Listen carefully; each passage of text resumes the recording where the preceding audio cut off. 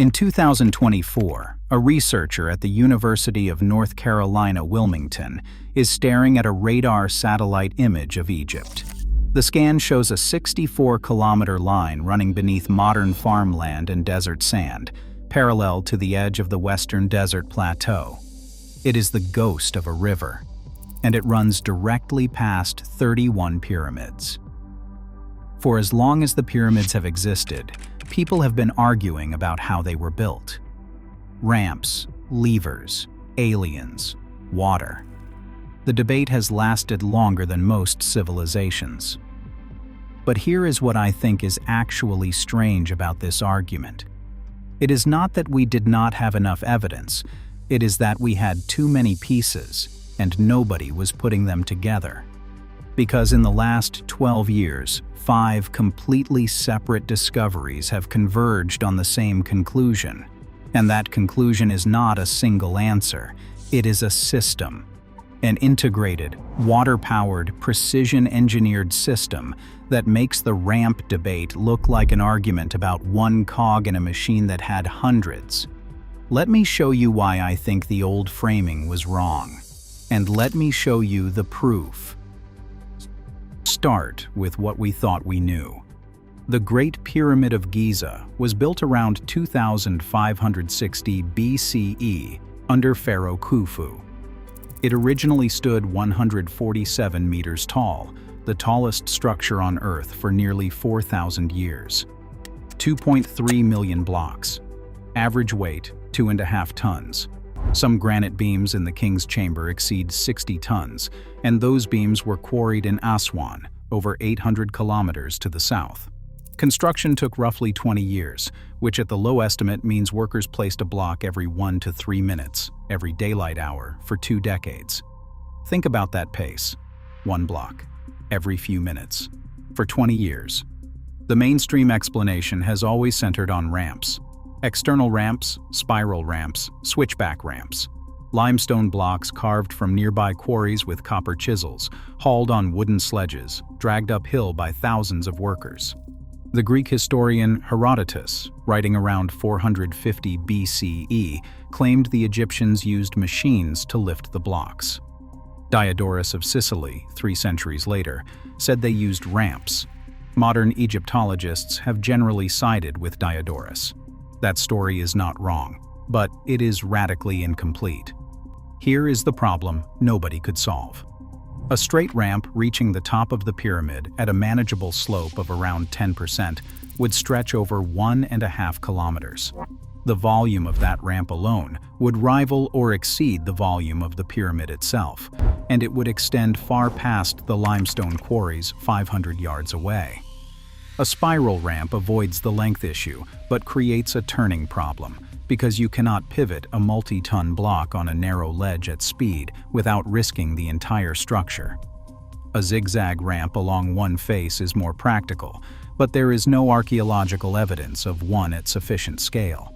And here is the detail that should have troubled everyone more than it did.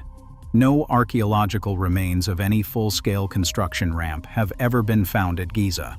Not one.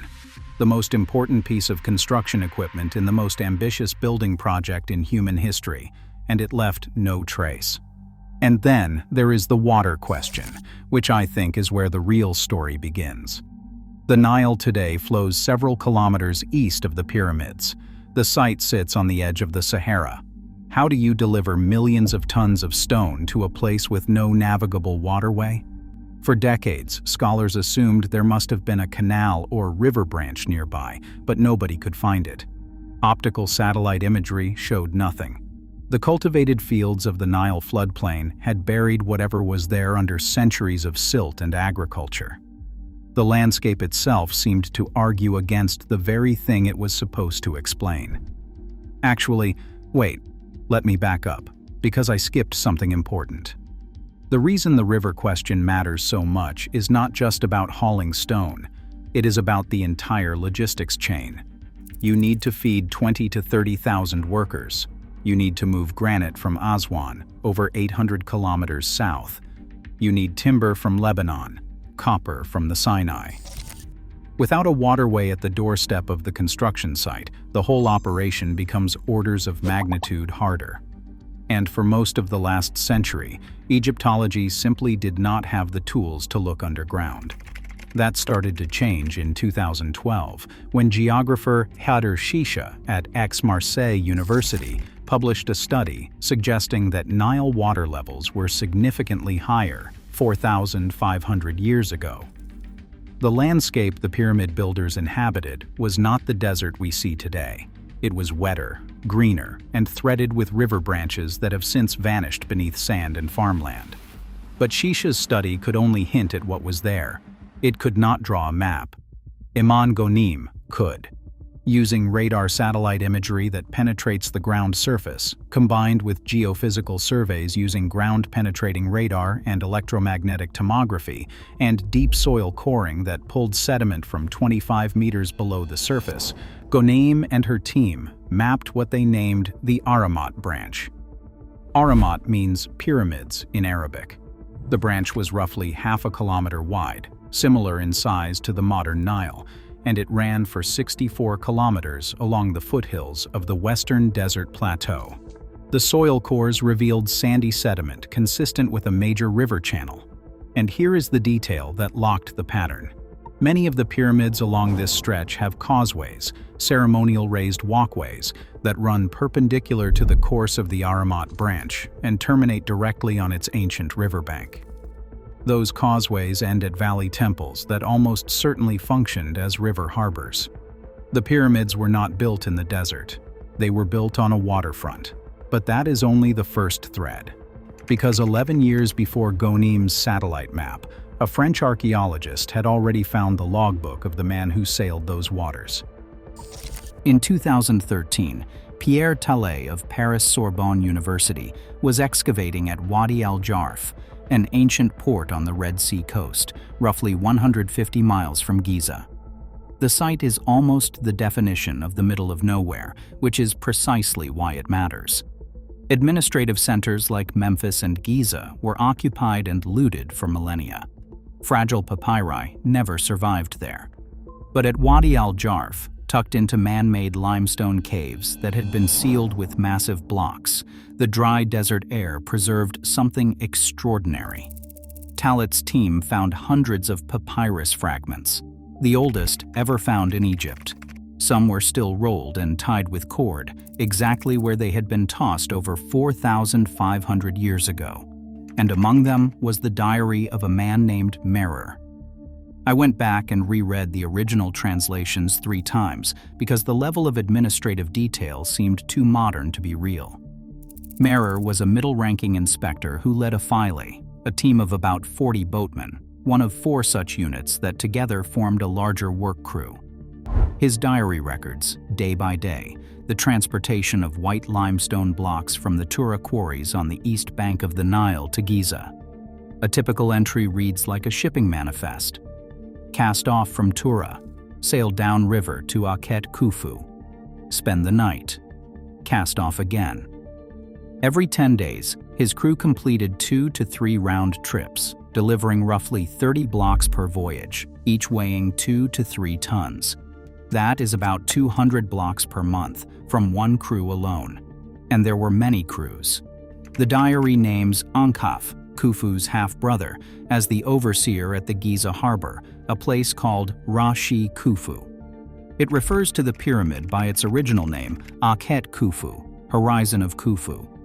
It records food rations, beer provisions, work schedules laid out like modern spreadsheets, with columns for what was needed, what had been delivered, and what was still owed.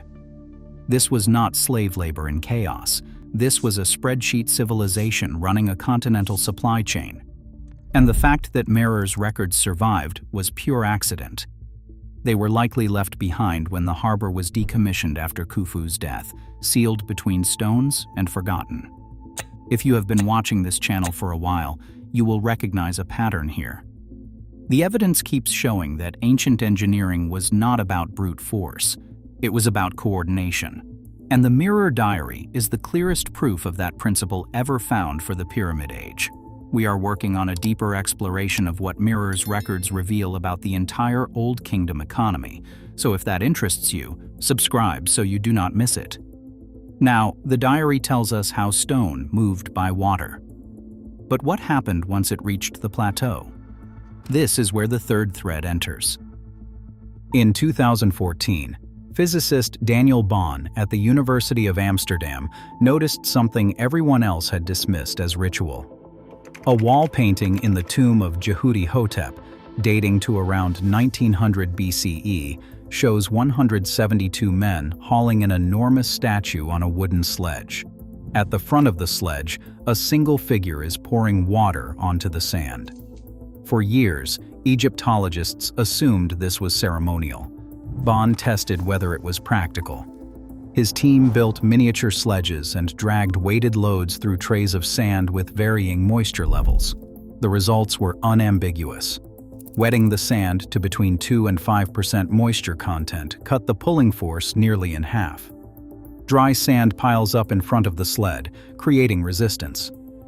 Wet sand forms capillary bridges between grains, stiffening into a firm surface the sled glides across. Too much water, however, reverses the effect. The Egyptians needed to get the ratio precisely right. And they did. The painting is not a ritual, it is an instruction. But even with halved friction, you still face the vertical problem. How do you get blocks up steep inclines? This is the fourth thread, and I think it might be the most underappreciated discovery of the last decade.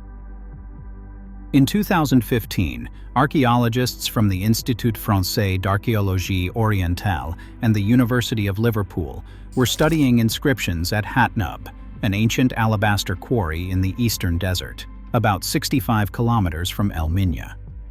They were not looking for construction methods. They were documenting graffiti left by ancient quarry expeditions. And then they found something cut into the rock that stopped the project in its tracks.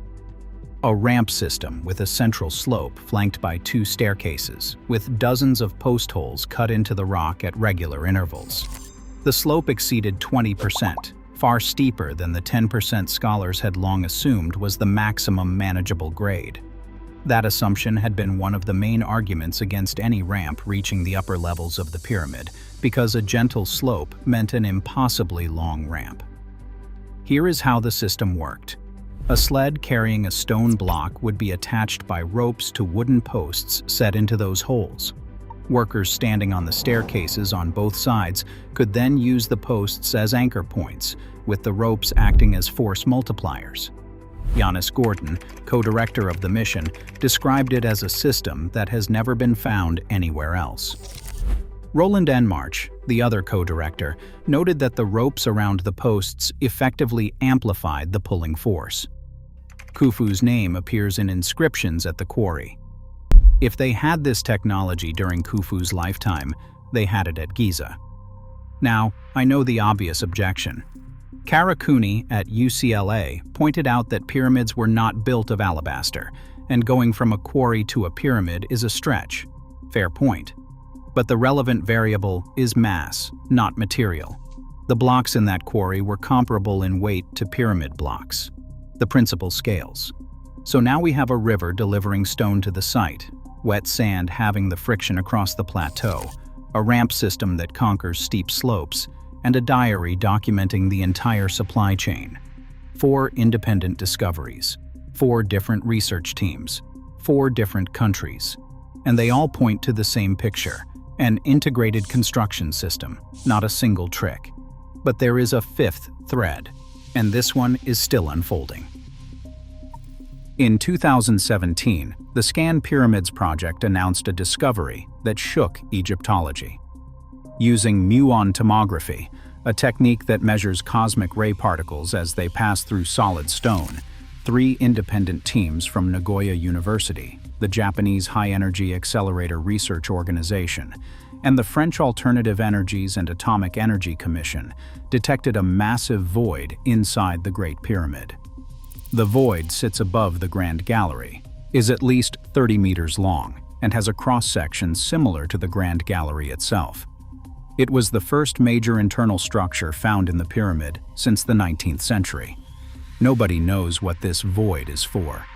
But in 2025, Simon Andreas Scheuring published a paper in NPJ Heritage Science that offered a radical reinterpretation. He argues that the Grand Gallery and the ascending passage were not corridors, they were sliding ramps. Granite counterweights would have been placed on sleds and released downhill through these passages at a slope of 26.5 degrees. The force generated by the sliding counterweight would pull ropes that passed over wooden beams in the antechamber, which Scheuring reinterprets not as a security portcullis, but as a pulley-like mechanism. The system could lift blocks through a vertical shaft beneath the antechamber. By looping ropes over multiple beams, the builders could multiply force, allowing them to raise even the 60-ton granite slabs of the king's chamber. I will be honest, this is the part of the story that I find hardest to wrap my head around. If Scheuring is right, the pyramid was not just a tomb. During construction, it was a machine. A self-contained lifting apparatus that used its own internal architecture to assemble itself from the inside out. The hidden void above the Grand Gallery might have served a parallel function, a second counterweight ramp. And the scratches on the Grand Gallery floor, the polished surface of the ascending passage, the rope guidance grooves in the antechamber walls, all of these features, long catalogued but never satisfactorily explained, suddenly have a mechanical purpose. Here is what the evidence shows. Not one breakthrough, but 5 converging lines. A buried river for transport, wet sand for horizontal movement, post and rope ramps for steep inclines, an internal counterweight system for vertical lifting, and an administrative apparatus sophisticated enough to coordinate all of it simultaneously across decades. Here is what it rules out. Accident. Ad hoc improvisation. The idea that pyramid building was a matter of raw muscle overwhelming raw stone. The Ahramat Branch did not end up next to the pyramids by coincidence. The causeways were not ceremonial afterthoughts. Merer was not a lone freelancer. This was planned, from the riverbank to the capstone. And here is what it implies about the people who built it. They understood friction as a quantifiable problem with a water-based solution. They understood force multiplication through rope and post mechanics. They may have understood counterweight physics well enough to embed a lifting system inside the very structure they were building. And they ran the whole operation with a bureaucratic precision that would be impressive in any century. Now, I need to be clear. Not all of this is settled. Scheuring's counterweight theory is a hypothesis, compelling, peer-reviewed, but not yet confirmed by direct physical evidence inside the pyramid. Some Egyptologists remain skeptical. Zahi Hawass has dismissed hydraulic construction theories outright, stating he has found no evidence for water-based lifting in over a decade of excavation at Giza. Frank Müller-Romer, a German archaeologist at Ludwig Maximilian University, has argued that the hydraulic theories contradict established archaeological evidence, particularly the fact that the Step Pyramid of Djoser was built in stages, first as a flat mastaba that was later expanded layer by layer. Roland Enmarch himself has questioned whether hydraulic pressure could raise stones to 60 meters. And the debate about whether the big void has a functional purpose or is simply a structural pressure relief feature, one of many gaps built into the pyramid to distribute weight, is genuinely unresolved. I rewrote this section 3 times because the evidence genuinely pulls in 2 directions. A lot of you in the comments on previous videos have asked whether these new theories mean the old ones are dead. They do not. Many Egyptologists accept that multiple methods were probably used at different construction stages. Ramps for the lower courses, levers for fine adjustments, water lubrication for horizontal transport, possibly internal mechanisms for the heaviest blocks at height. The real shift is not from one method to another. It is from one method to a system. What is settled is that the old framing, the search for the single method, was itself the error. We kept asking, how did they build the pyramids, as if the answer were one sentence. It was never going to be one sentence. It was a system. And we could not see the system because each piece was discovered by a different team, in a different decade, in a different discipline. A geographer in Wilmington, a physicist in Amsterdam, an Egyptologist in a cave on the Red Sea, archaeologists in an alabaster quarry, particle physicists firing muons through limestone. They were never in the same room.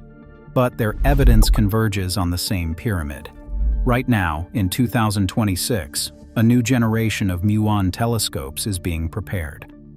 The Fermilab-led Exploring the Great Pyramid project and the SCIDEP collaboration at Khafra's Pyramid are building detectors that will produce three-dimensional tomographic images of the internal structure at a resolution of roughly 3 meters. If there are more voids, more passages, more evidence of an internal mechanical system, we will see it, not by breaking a single stone, by letting cosmic rays do the looking.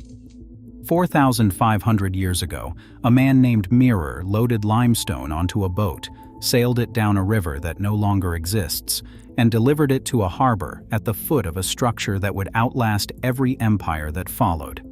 He wrote it all down. And then the desert buried the river, the harbor, and the diary. We found them anyway. The question now is what else is still buried, inside the stone itself?